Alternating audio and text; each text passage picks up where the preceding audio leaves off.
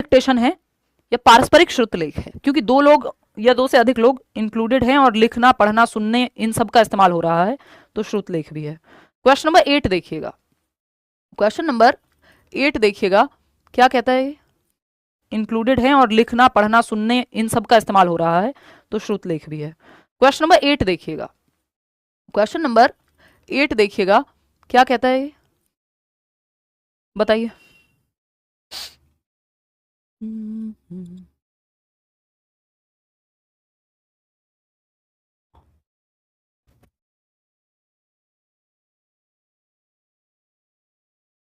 Third option 50% लोग कह रहे हैं। मैं एक्चुअली थक गई हूँ आज दिन भर से पढ़ा पढ़ा के। अधिगम अर्थ की खोज है, यानी लर्निंग क्या है, मीनिंग की खोज है। बहुत आसान सवाल है। इसलिए अधिगम उन मुद्दों से आरंभ होना चाहिए जिनमें शिक्षार्थी सक्रिय रूप से अर्थ खोजने यानी एक्टिवली मीनिंग तलाश सके बच्चा की कोशिश कर रहे हैं। इस विचार की अनुशंसा कौन सा शैक्षिक दर्शन करता है, यानी कौन सी एक एजुकेशनल फिलॉसफी है या एजुकेशनल व्यू पॉइंट है या साइकोलॉजी है या कौन सी थॉट प्रोसेस है, स्कूल ऑफ थॉट कौन सा है जो ये कहता है कि बच्चे अधिगम अर्थ की खोज है, यानी लर्निंग या सीखना जो है वो मीनिंग मेकिंग है।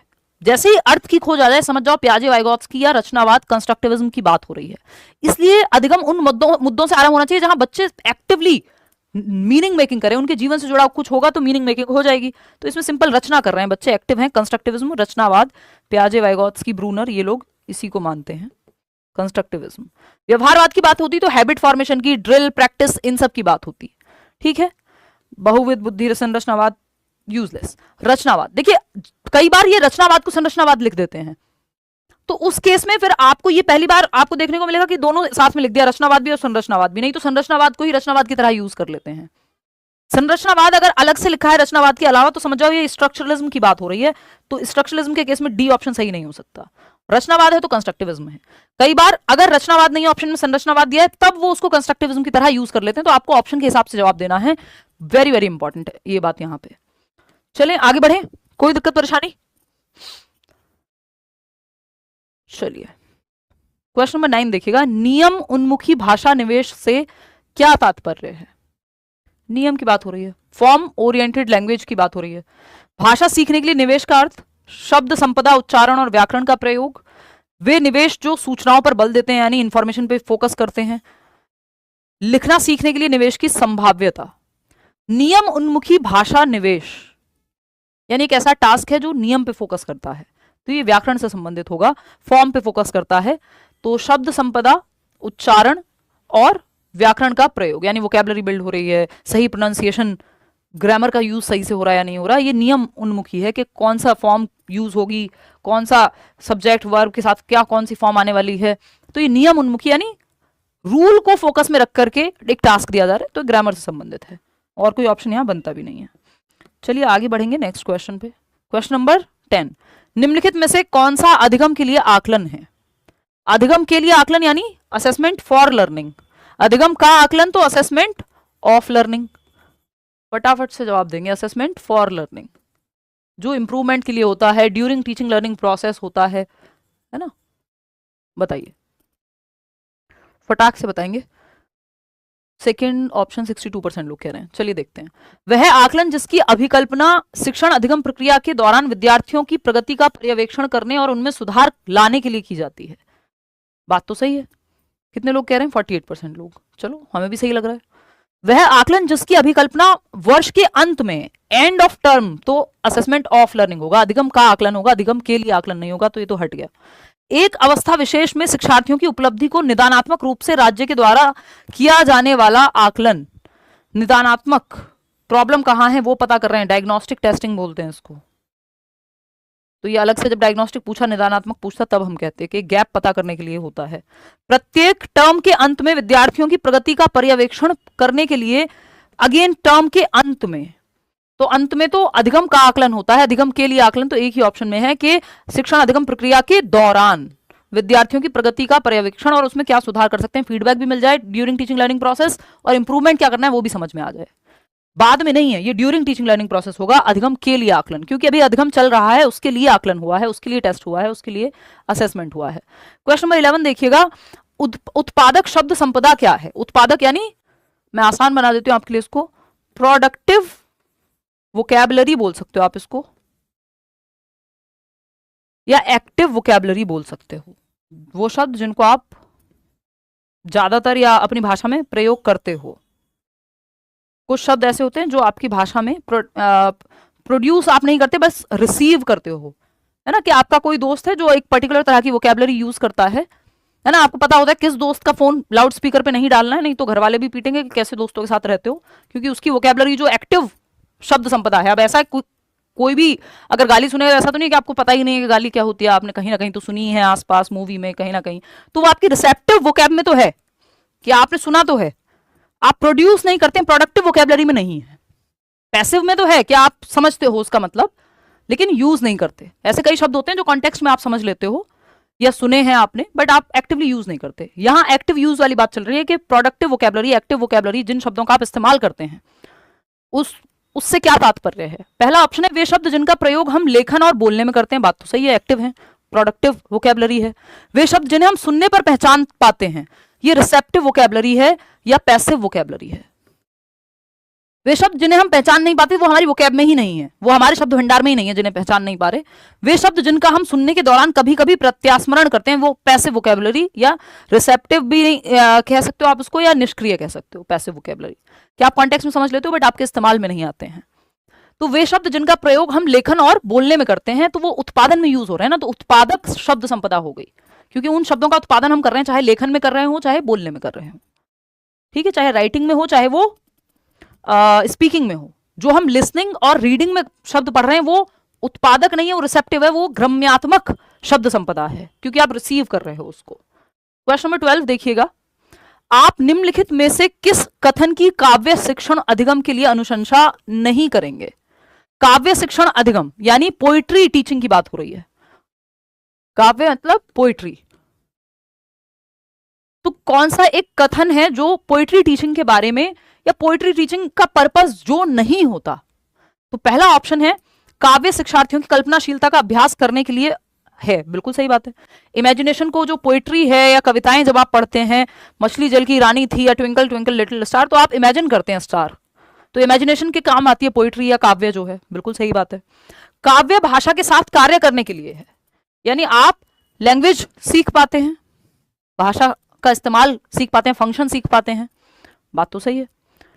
काव्य आनंद के लिए है, भाई एंजॉयमेंट के लिए तो होता ही है पोइट्री। काव्य व्याकरण शिक्षण के लिए है, ये कहना गलत होगा।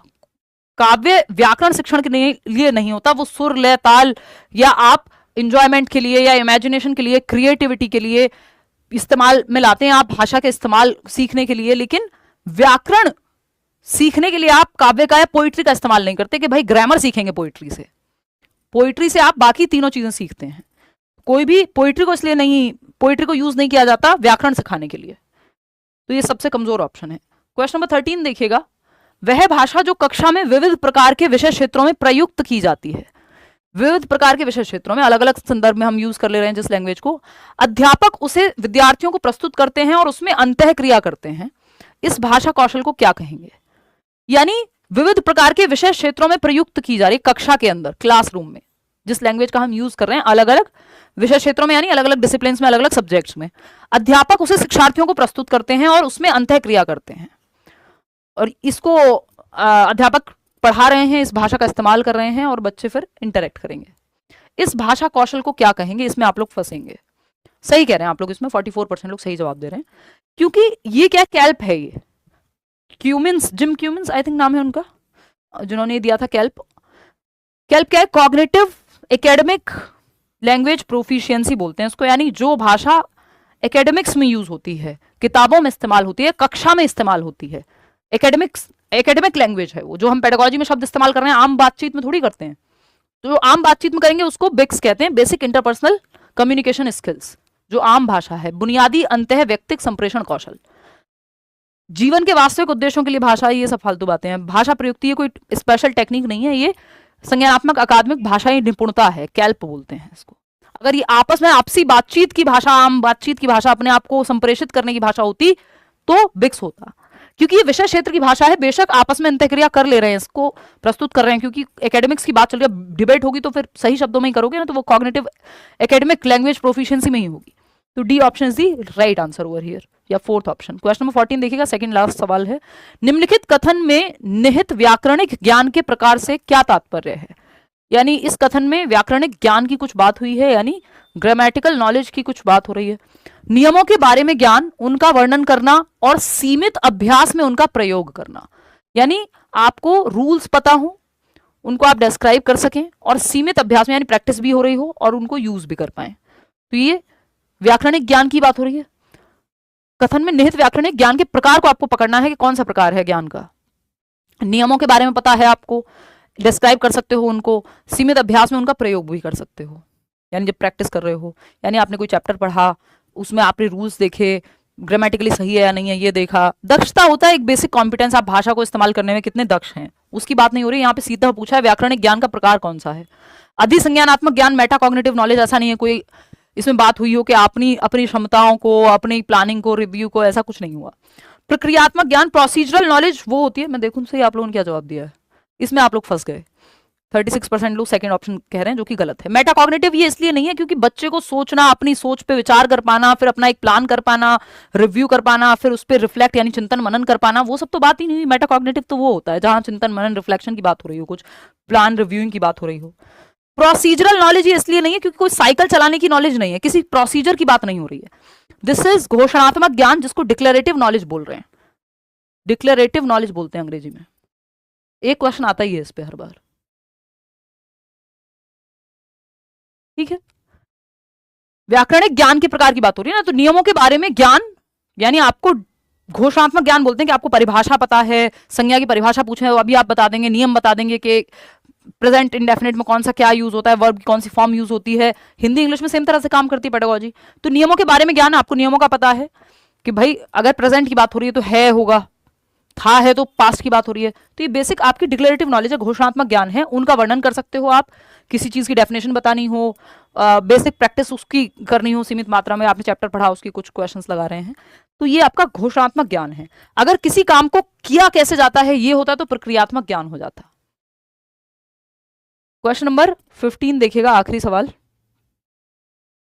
ये देखिएगा, निम्नलिखित कार्य में क्या शामिल है। कार्य पढ़ लेते हैं, इतना बड़ा सा है। शिक्षार्थियों को एक होटल की भोजन तालिका मेन्यू कार्ड दिया जाता है। उन्हें 1800 रुपए की राशि के अंतर्गत 4 लोगों के लिए भोजन के लिए कहना है। एक मेन्यू कार्ड दिया है होटल का जिसमें 1800 रुपए उनका बजट है बच्चों का, उनको ऐसा कहा गया है। ये मेन्यू कार्ड उनको पढ़ना है। एक बच्चा शाकाहारी है, दूसरे को मशरूम से एलर्जी है, उन्होंने इसमें से 70 रुपए वापसी यात्रा के लिए भी रखने हैं। शिक्षार्थी भोजन संबंधी अपनी प्राथमिकताएं और वापसी यात्रा हेतु रखी जाने वाली राशि के बारे में बात कर रहे हैं। तो ये मेन्यू कार्ड पढ़ के ये सब प्लानिंग करनी है, एक्चुअल में नहीं गए किसी होटल में। तो ये उच्च स्तरीय चिंतन कौशल है। अध्ययन, संलग्नता, विमर्श, प्रयोग, भाषा, संज्ञानात्मक युक्तियां हैं, ये प्रस्तुति, अभ्यास, उत्पाद, ये सब है। क्या है? Second option. 51% लोग सही जवाब दे भी रहे हैं और ये सही भी है, ठीक है। देखिए इसमें अध्ययन संलग्नता यानी पहले तो वो पढ़ेंगे उसको जो मेन्यू है, विमर्श करेंगे आपस में क्या खाएं, किसको क्या खाना है, किसको मशरूम से एलर्जी है, तो ये डिस्कशन हो रहा है। और भाषा का प्रयोग करेंगे वो जब ये ऑर्डर दे रहे होंगे, ठीक है। इसमें उच्च स्तरीय चिंतन शामिल अगर है, कहीं कहीं ऐसा लग सकता है कि यार ये तो बहुत हायर ऑर्डर थिंकिंग स्किल है, बट ये बेसिक कैलकुलेशन वाली चीज है। ऐसा नहीं है कि इसमें बहुत उच्च स्तरीय चिंतन कौशल की उतनी कोई आवश्यकता है ना। ये पहली बार में पढ़ के मुझे भी ऐसा ही लग रहा था, बट उन्होंने उच्च स्तरीय कौशल इसको माना नहीं है, क्योंकि फिर जब ऐसा अगर सिचुएशन होती तो वो सिर्फ अपने आप से जेन्युइन विचार करने के लिए कहा होता। वहां पे ये मेन्यू कार्ड या इतना सब कुछ नहीं होता। उच्च स्तरीय चिंतन कौशल का अगर सवाल बनता है तो वो उसको अलग तरीके से पूछते हैं, है ना। वो बच्चे चिंतन करेंगे कि समाज में ये समस्याएं चल रही हैं, इनको कैसे समाधान ढूंढें, तो वो फिर हायर ऑर्डर थिंकिंग स्किल्स की तरफ जाएगा। इसमें दिमाग का तो इस्तेमाल हो रहा है, अध्ययन का इस्तेमाल हो रहा है, विमर्श होगा, भाषा का प्रयोग होगा, लेकिन इसको एक्चुअल में उच्च स्तरीय कौशल में नहीं डालेंगे। थिंकिंग स्किल्स इसमें नो डाउट एक्टिव हैं, क्योंकि उच्च स्तरीय चिंतन कौशल तब हो सकता था जब तो ये सेकंड ऑप्शन होता नहीं, या फिर वो उस सवाल को पूछते दूसरे तरीके से हैं। पूरी तरह से उसको गलत नहीं कहेंगे, बट ज्यादा बेटर ऑप्शन हमारे पास अवेलेबल है। Second option is the right answer. Out of 15 questions कितने ठीक हुए वो आप बताएंगे। एक डिस्कशन से आपको क्लैरिटी आई होगी।